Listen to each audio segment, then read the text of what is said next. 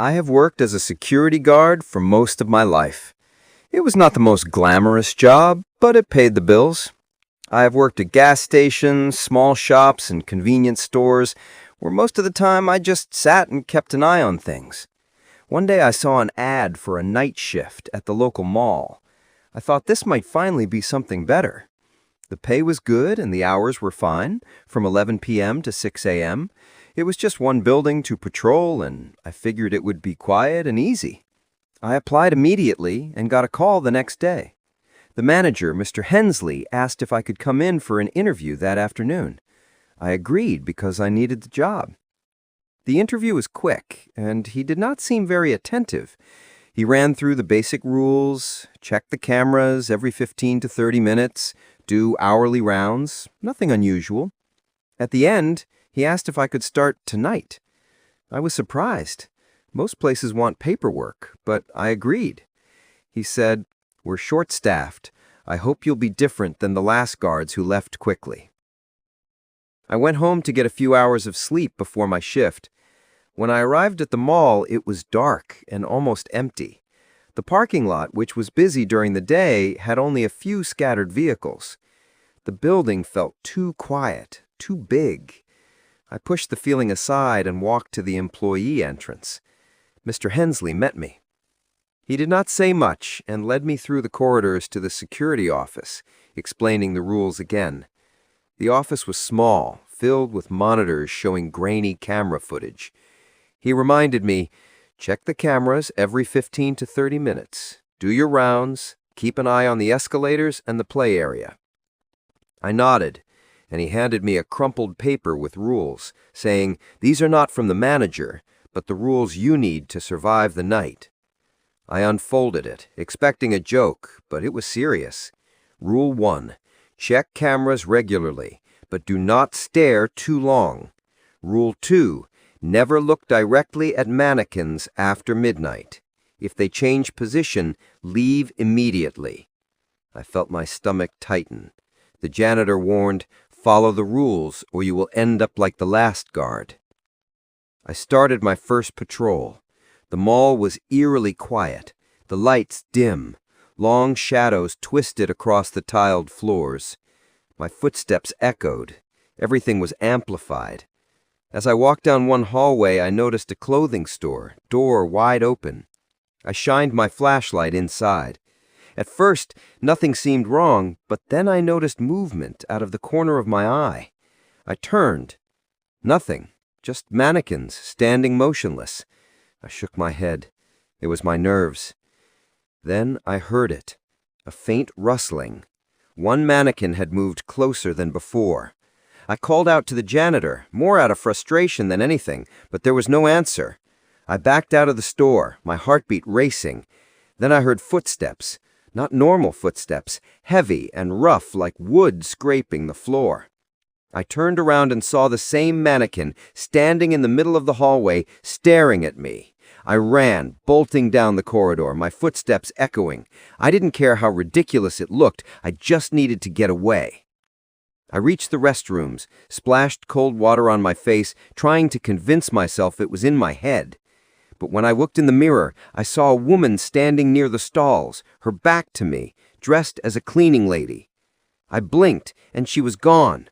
My heart skipped a beat. I spun around. The restroom was empty. I collapsed to my knees, terrified. I pulled out the rules from my pocket. Rule 3. If your mannequin looks like it is following you, do not look back. Rule 4. Avoid mirrors. Rule 5. If you hear someone talking in an abandoned store, do not listen. Rule 6. If you hear a child laughing from the play area, leave immediately. Rule 7. If you check the time and it is earlier than the last time, return immediately to the security office. I checked my watch. It read 11:30 p.m. My blood ran cold. I rushed back to the security office. The air felt heavier. The lights flickered. The mall that seemed quiet and safe now felt alive. I slammed the door behind me, my breathing ragged. The escalator camera showed a tall figure with long, spindly limbs, its face obscured by shadows, moving unnaturally. It seemed to look straight at the camera, at me. The monitors flickered. I looked away, and when I looked back, it was gone. Hours passed in silence. I stayed in the office, too shaken to patrol the halls. The fluorescent lights flickered, casting strange shadows. Then a knock at the door. My heart leapt. It was the janitor, or at least it sounded like him. I remembered Rule 8, lock the office door between 4 and 4:30 a.m. Do not open for anyone if they knock. Check the cameras. The clock read 4:03 a.m. My blood ran cold. I checked the cameras. The hallway was empty. The knocking continued. I froze. The janitor's voice echoed, sounding friendly but off. I checked the monitor again. Nothing. The knocking stopped, and I breathed.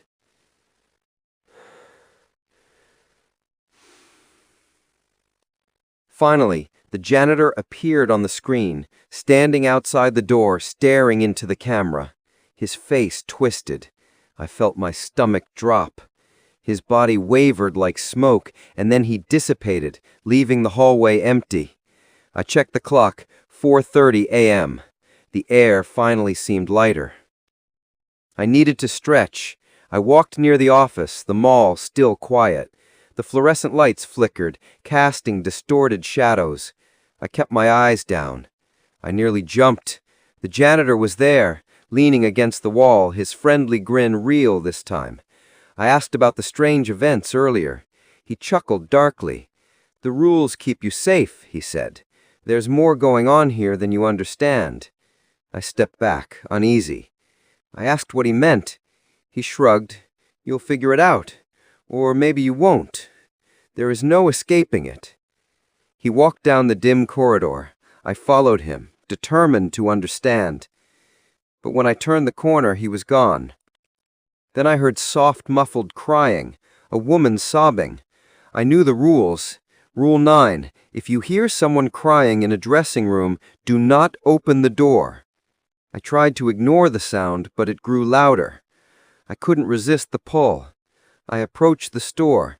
The cry was hollow, distorted, like a recording. I froze. The air felt oppressive. A figure appeared on the monitor.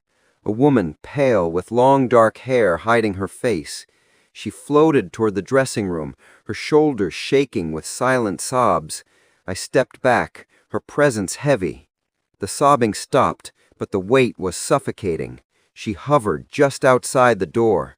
Knocking began, soft, then louder. She was there, inches away.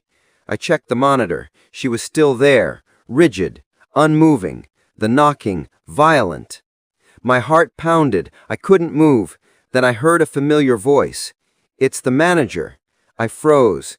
The clock read 6:01 a.m. Relief washed over me.